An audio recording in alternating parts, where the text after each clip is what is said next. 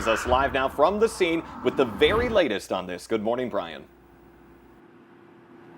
And good morning, Jordan and Lisa. After just talking to Fargo Police Department, they're telling me that they believe that allegedly that this was deemed as accidental. They're also saying that the two people may have known each other as well, or actually they did know each other.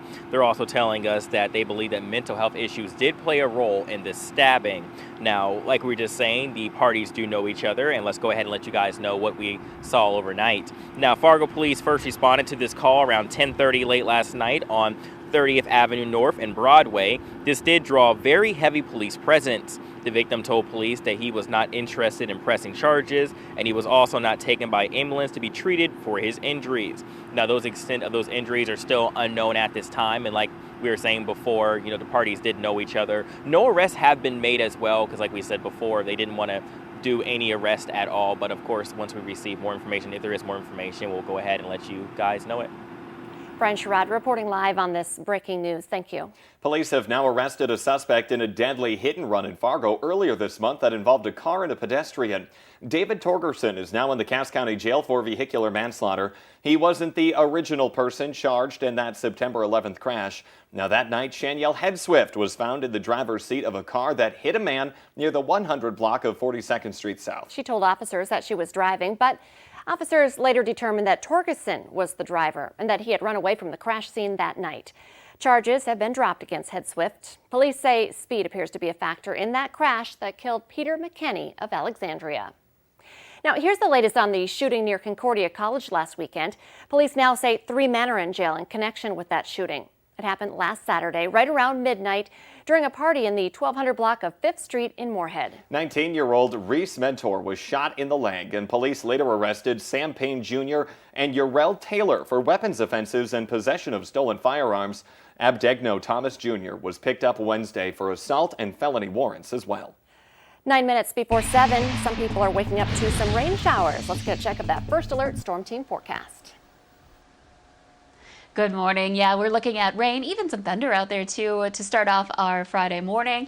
In Grand Forks on our First Alert Skycam there, we are looking at some conditions that are looking a little bit better. From time to time, we've had some sprinkles and raindrops or light rain on the camera, and it doesn't look too bad, at least at the moment right now. If you're hitting the road today for the weekend, this morning you're going to want to watch out for those rain showers or even a thunder shower. A lot of us will be fine by 11 o'clock, but those of us in the east may still have some rain at that point in time, which is why I've got us in yellow there. But into the afternoon and evening, we're looking at some much better conditions as we head through the day today. And here's a look at our current radar. You can see we've got some rain, even some thunder showers impacting us as a cold front is moving through. We'll zoom in on that area where we've got a little bit more substantial rain. 2 lines, one that's more thunder shower activity in eastern parts of Polk County, back over into Clearbrook and Bagley, seeing some downpours there as that rolls eastward. So Highway 2 drive in between there and the Bemidji area going to run into some of those heavier downpours. Up north, there's a little line of rain too. That's a little more substantial, but no lightning associated with that one. Down to Fargo, it's been quiet, but you can see out to the west, there's some green on the radar. So there may be a few sprinkles or showers impacting that morning drive in the next half hour or so. A look at your temperatures. We are in the 50s to some low 60s, 61 in Fargo. And checking out your afternoon planner, it looks so much different. It's going to be a lot different heading home from work and school today. We'll be mainly in the 70s with more sunshine. It'll take longer for the clouds to clear in the east, so it may be a bit, but I think by that 4 o'clock hour, we'll be getting to enjoy some sun in places like Bemidji and Lake of the Woods. Looking ahead to the weekend, well, there's a chance for rain both days. Saturday may be the day where we see a little more rain going on. Sunday, we'll see those showers ending, but we'll be cooler, more into the 60s. So if you're doing some leaf peeping this weekend, watch out for that rain. We've got those colors really changing over. They've really accelerated this week. A lot of us in red near peak on the Minnesota DNR fall foliage map. So we really want you to get out and check out those colors now in the next week or so as we're nearing that peak. And of course, we know what happens after that. So now's your chance. All right. Thank you, Lisa. The COVID-19 pandemic is catching up with populations at county jails across North Dakota, and that is certainly a struggle in Cass County. They are now at capacity, or they're not yet at capacity, but they are getting close, The courthouse saw limited operations in April and May, and many arrest warrants were not issued then. Those are being issued now, which has led to a higher intake of inmates. Normally, the sheriff's office sees 300 to 350 arrest warrants a month, but they had 621 in July and 503 in August. Isolation areas are required at the Cass County Jail, which means they now have even less space for a growing population.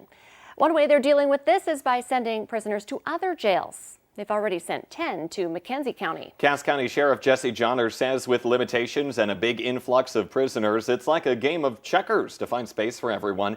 But he is assuring the public that prisoners will not be turned away. We will always make sure that we will have room for those individuals who are not safe to be out on our streets. So whether it's making room at our own facility or us finding space at another facility, we'll always make sure that we can maintain public safety. Right now, they hold between 300 and 310 inmates. The capacity of the Cass County Jail is 348.